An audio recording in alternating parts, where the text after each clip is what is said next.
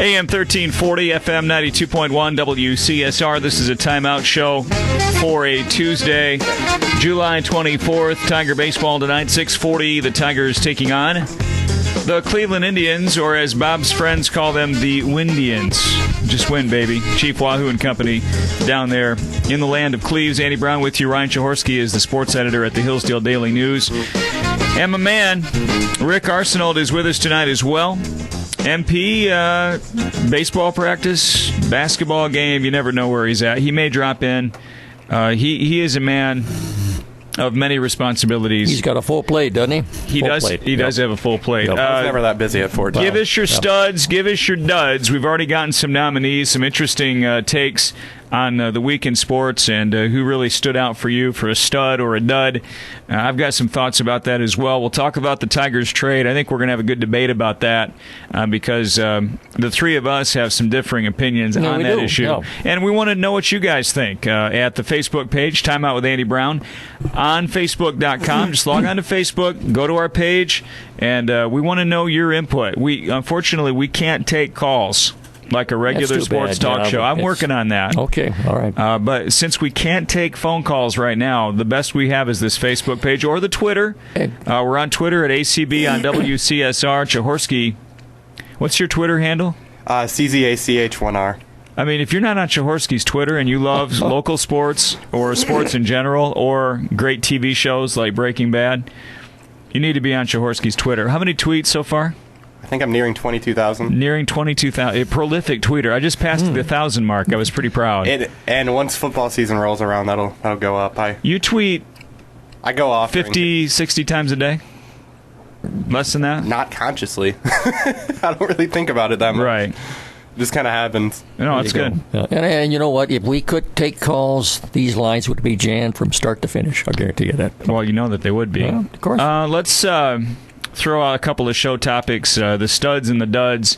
My stud is Miguel Cabrera for the week. Strange visitor from another planet. I wanted to talk about him a little bit because, you know, he hit home runs number 299 and 300 in the win. He hit him too, though. In the win on Sunday. I'm looking at the all-time statistics for Detroit Tigers baseball right in front of me right here. Now, these are statistics for only the Tigers. What these guys have done for the Detroit Tigers only, not their career statistics. Yep. Okay? So I'm going to talk about Cabrera so far with where he is. And remember, he played for, 6-7 years in Miami before he got to Detroit. Came up when he was a teenager. Yeah. Right. Yep. Cabrera is sitting right now with 162 home runs as a Tiger. That's more than Ty Cobb, and that was a different era. Okay, Ty Cobb, obviously, probably the great hitter of all time. Yep. This guy Heilman has 145 or 164. And then Cabrera at 162. Yep. Hank Greenberg at 306. Maglio had 107. Al Kaline had 399. Alan Trammell had 185. York. Are you familiar with his work? Rudy York, first baseman. He had 239 home runs. Very good player. You don't hear much about him. Rudy York. Tony Clark had 156 home runs. Yeah, that's hard to believe. Lou Whitaker had 244. Willie Horton had 262. Kirk Gibson had 195 as a Tiger. Travis Fryman, 149 home runs as a Tiger. Curtis Granderson had 102. Higgy had 187. Norm Cash had 373. Okay? Miguel Cabrera has 162. What year did we acquire Miguel Cabrera? 08. Yep. So he played for us in 08, 09, 10, 11. So 4 seasons and a half. Yep. 162 home runs in that span. He has 300 for his career. 540 RBIs during that time. Since he's been in Detroit, Miguel Cabrera has averaged 323 for a batting average. He's going to go down at the end of this thing as one of the top 3 Tigers of all time. Andy, is that fair? Am I overstating that? I would have to put him right on top. They haven't had. Ahead of Ty Cobb. Ahead of Ty Cobb. Yep. They haven't had a lot of transcendent talents. I mean, like the Tigers have had a lot of great players over the years. Ty Cobb is the one I think that's a legend that stands out. Yeah, I mean, Kaline was great. Al Kaline. But players like this don't come along every day. The guy hits 30 to 40 home runs a year, knocks in 120 to 130 runs, and bats 350. You know, he won. Hey, don't forget he won a batting championship last year. Well, since he's been in Detroit, he's won a home run title. He's won an RBI title, and he's won a batting title. Batting championship. Oh. And he's been here 4.5 years. That's 3 years right there where he led in one of the big three. He had a season a few years ago where he was up in the leadership for a Triple Crown possibility. That didn't pan out. Okay, but you've seen Hamilton kind of ease off this year. Yeah, he got off to a fast start, but he's really slowed down. Cabby this year so far with 22 home runs? Yeah. Second in the league in RBIs, and right near the top in batting average. The guy is an absolute freak. And everything you're reading right now from the Tigers scouts, they are, and I'm talking about the inner sanctum of the Tigers coaching staff, they are stunned at how well he's played third base this year. I think we all are. That's changed everything because they've been able to take Castellanos now and turn him into an outfielder. And he'll be a corner outfielder for the Tigers probably next season. If not, maybe even in September. He'll get a September call-up a little bit. Yeah. So my stud is Miguel Cabrera. They won that game 6-4 over the White Sox. What an awesome weekend for the Tigers. 44,000 fans at each of those games. Beautiful days at the stadium. You sweep your division rival. You take a lead. I mean, it was a great weekend. But, I really agree with what Porcello said after the game, I think on Saturday. He said, we're just at the beginning of this. I mean, this isn't over. This is just the beginning. Yeah, they've taken over first place, but you go into Cleveland, it all starts over again. So you've got to play well on the road now. They had a good home stretch. Cabrera is my stud.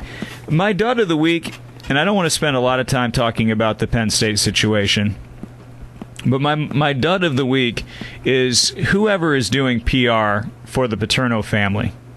Not the Paterno family, but whoever is in charge of their public relations. Their commentary after the NCAA sanctions came down yesterday should have been to have said nothing, in my view. Say nothing. Instead, they release a long statement talking about how this was a, quote, panicked response by the NCAA, not going by their normal, statutes for due process and all the rest of it. The problem is that whatever the Paterno family says right now is going to come across as a family with an axe to grind or a bias on this issue. I want to hear from objective people, and I think Louis Freeh is objective. I don't think that Louis Freeh, former FBI director, commissioned by Penn State to do this independent investigation, I don't think that he has a dog in this hunt. No. Especially after all the data he mined. Do you think he did? No. I mean, no. So if I've got to listen to somebody, I'm not going to listen to Joe Paterno's son. I'm not going to listen to Graham Spanier from Penn State University. I want to listen to somebody objective who does not have a horse in the race. Now, I'm torn on this from this extent. If this is my father, I think we all would naturally want to defend our fathers, right? I understand that part of it. Okay, but your relationship that you have with your father is personal. Okay, that's something that nobody can take away from you. But not everybody has to see things the way that you do. Okay, you understand what I'm saying? Absolutely. Not everybody has that relationship with your dad that you had. Okay, and I'll tell you something else, and I think this is one thing that this Penn State culture and this Paterno family in particular is going to have to learn to figure out. Penn State University is bigger than Joe Paterno. Mm-hmm. Penn State University is bigger than Joe Paterno. There are things at work here that impact that university that are not necessarily caught up with the legacy of Joe Paterno. They want to get back to a regular, college experience, to having a viable football team and all the rest of it. And they've got to do that without Joe Paterno hanging over that program. Okay, and I don't think the family has figured that out yet. And they've decided they're going to hire investigators and have their own investigation. They're deluded. That's a huge mistake. What do you think their investigators are going to come up with? That they're paying, right? There'll be no credibility to that. I understand what you're saying about wanting to defend your father and everything, but that defense, it's too far gone at this point. You're one man, you're one set of opinions, and everyone else in the world is screaming, what a terrible tragedy this was on his choice. You're shouting into the abyss at this point. There's nothing you're going to say that's going to bring your father's legacy back to what you want it to be. So just stop. It makes you look silly. I can't even put it in any other way. And I did, was it someone, I forget who it was, but I did see an interview with Lloyd Carr yesterday, who was more or less coming to Paterno's defense in regard to the stripping him of all of his victories. He didn't see any justification in that. So. I want to read a quote here by Jim Beavers, one of our listeners who wrote in the program earlier today. He said, "I guess I don't understand how they," meaning the NCAA, "can bury a respectable university like Penn State. Why not punish the individuals? This program, meaning all sports and academics, has been clean up till now. The kids who just got whacked didn't do anything wrong." You have to look at it from this perspective. Now, the kids got whacked in a respect, but they all can transfer and go to a different team if they want to. One's already hopped to Michigan. Now, it's late in the game for the kids that are juniors and seniors, and I understand that's an imposition for them to have to do that. I get that. Okay, but they're still... I'm talking about the blue chip recruits that they have. They're still going to be able to play big-time Big Ten college football. They'll be able to play a full season. The season hasn't been canceled for them. They just won't get to play in the bowl game. They can still have a pro career. They can still get looked at. You see what I'm saying? I mean, it isn't great for them, and I do feel for those kids who had nothing to do with it.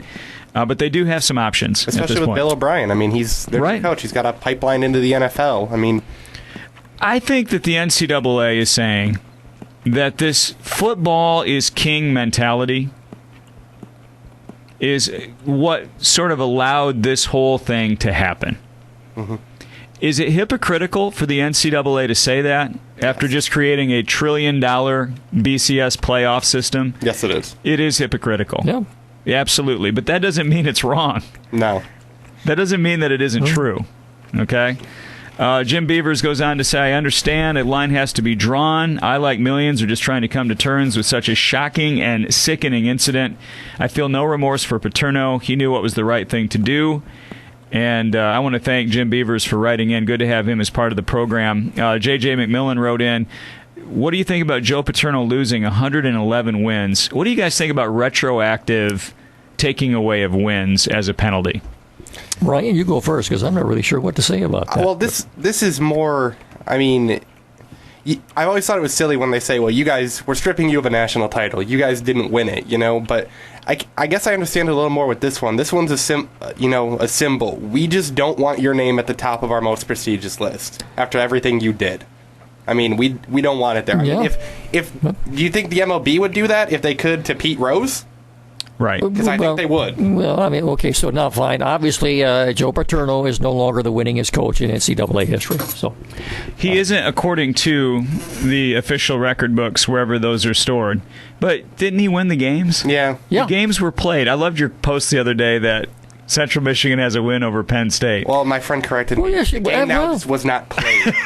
So you're going to go back and change history, is what you're doing. No, but my point is, everybody that was at the game, the players in the game, they know who won the game. Yeah. They won the game. They won those 111 games. Yeah. So to say that they didn't because of this, that felt to me, that felt like a direct shot against the bow of the Paterno family. Like, here you go. We're going to totally wreck this legacy. I struggle with that one a little bit, just from a common sense standpoint. Can you really say that you didn't win a game that you actually won? Now, did you cheat to win that game? Did they cheat? I don't think so. Did they get an unfair advantage from not coming out and reporting the situation with Sandusky?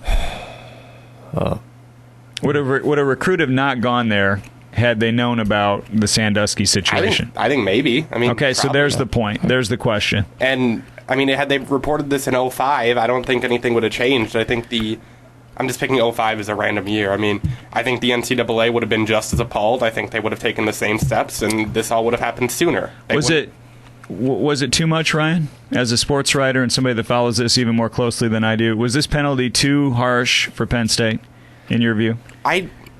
It's hard because you're right. They didn't cheat. You know, this isn't like the stuff that happened at SMU. This isn't like the stuff that happened at Miami. This isn't like USC, but just knowing what happened, it's hard for me to say anything was too much against that program. In a way, it's a little similar to what happened at Ohio State. The head coach knew what was going on, and he and some others conspired to overlook it and cover it up, perhaps. And just, that was about tattoos, though. I mean, well, I know what you're saying. Yeah, I mean, the apples and oranges, but still,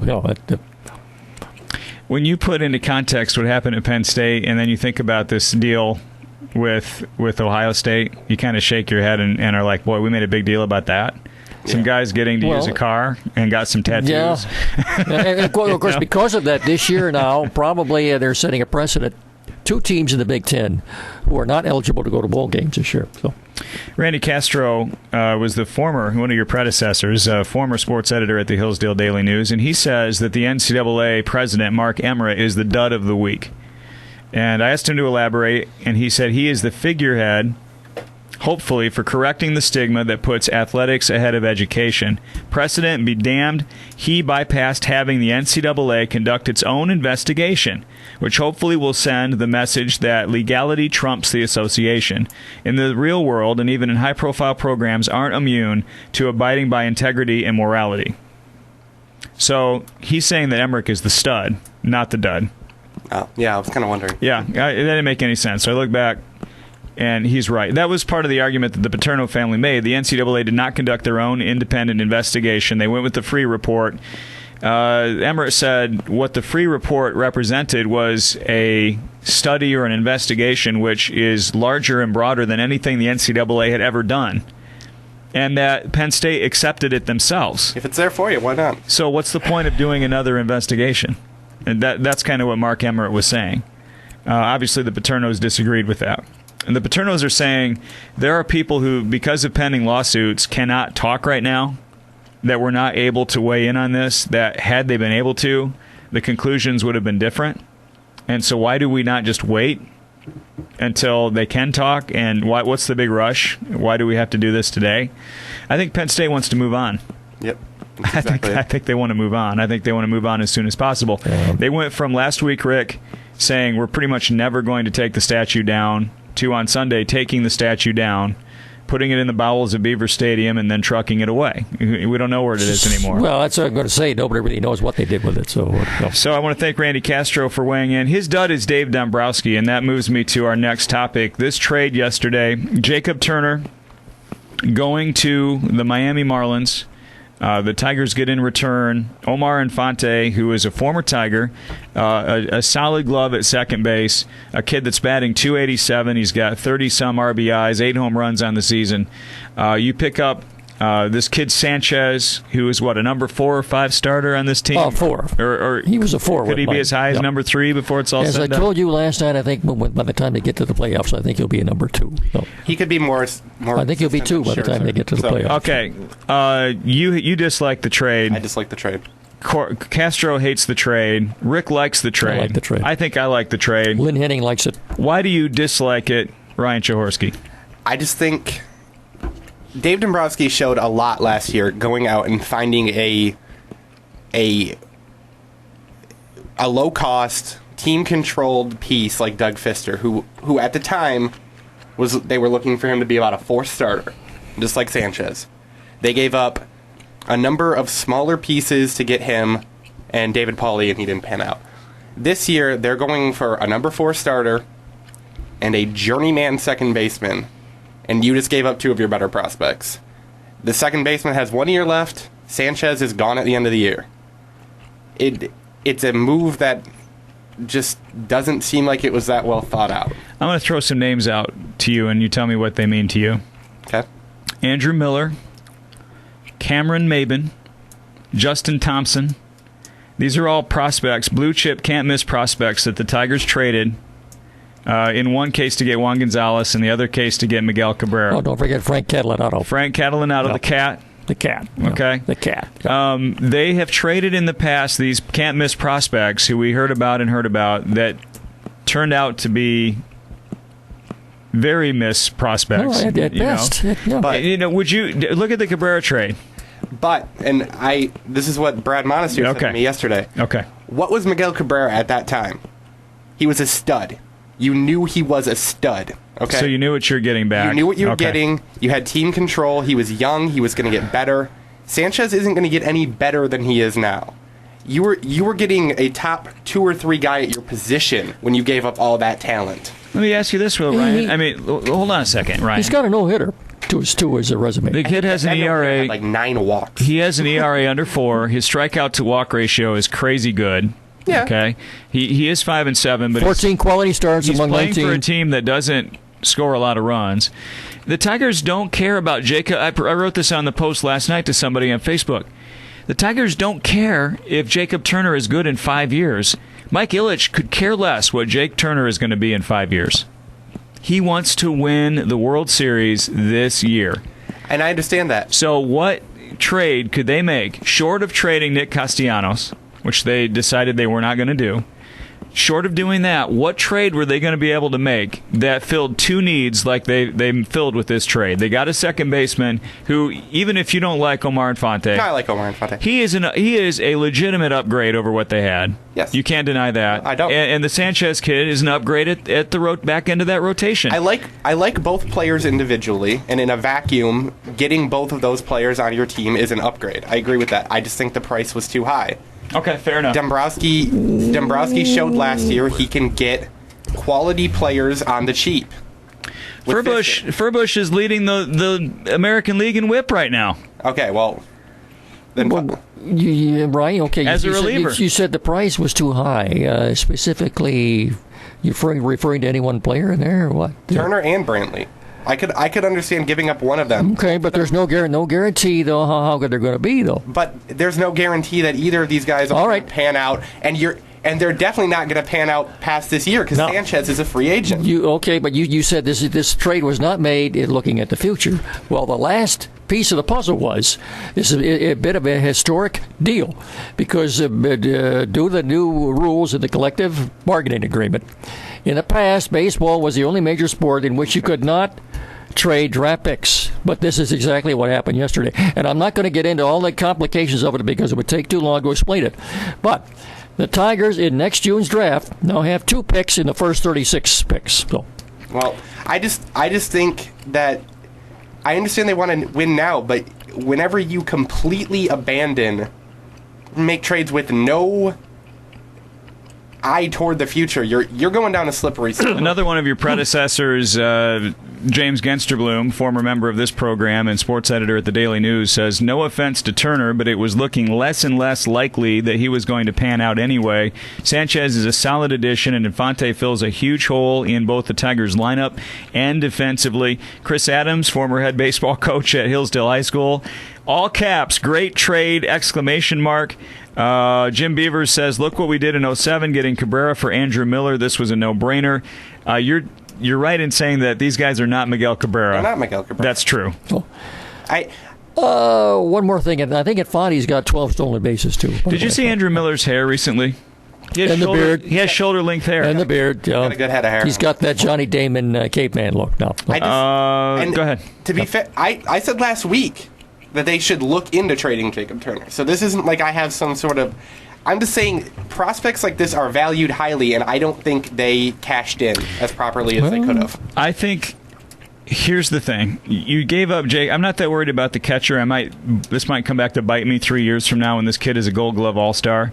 The Tigers have a kid named McCann in the minor leagues who was almost on the level as Brantley. So they had catching depth. They said he's further away, though. Yeah, but Avila's there. I know. He's in place. Okay, you've got a decent backup. If Avila were to get hurt, you got G-Money until Catchers McCann. never hurt, though. I mean, like, they had to already this year to go down to Santos and Holiday. Do you really want to bring Holiday I agree back? with you. I agree with you, but had they not had McCann, who is almost equal to the prospect that Brantley was, in the pipeline, I would be more worried about it. As far as Jacob Turner goes, the name Justin Thompson rings a bell. The name Nate Cornejo rings a bell. Andrew Miller rings a bell. I've been hearing about these Tigers minor leaguers that were going to be all-star pitchers my entire life. How many of them have actually panned out? Justin Verlander? Okay, absolutely. Okay, but a lot of them haven't, Rick. Oh. You've got a kid here with a track record in Sanchez who He has a no-hitter under his belt. Now, obviously, Phil Humber will show you that doesn't really mean anything.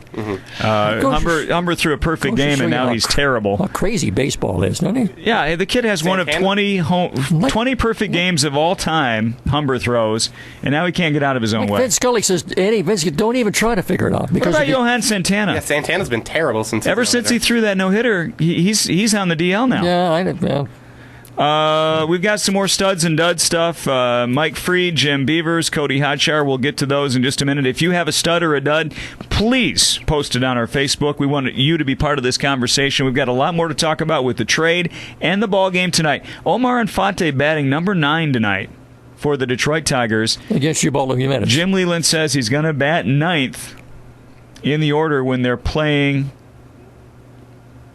right-handers. And when they're playing left-handers, he's going to bat second. Is Barry in the lineup tonight? Barry's batting second. Okay, so now you've got 3 base stealers back to back to back. Infante, Jackson, and Barry. By the way, the Tigers had to make a roster move. Danny Wirth. It's Danny Wirth. He said he's being optioned back to Toledo. You've got to be kidding me. Wirth went back. The 11th time, he says, according to his Twitter, this is the 11th time I've been sent back to Toledo. He says he's going to buy himself a sweet new electric guitar to help him deal with the pain of being demoted. All Danny Wirth did, by the way, over the weekend was play good, solid defensive second base and have 2 clutch hits in that series. One thing I'll say about the trade, whether you hate it or you love it, I don't think you're going to see Rayburn at second base anymore this year.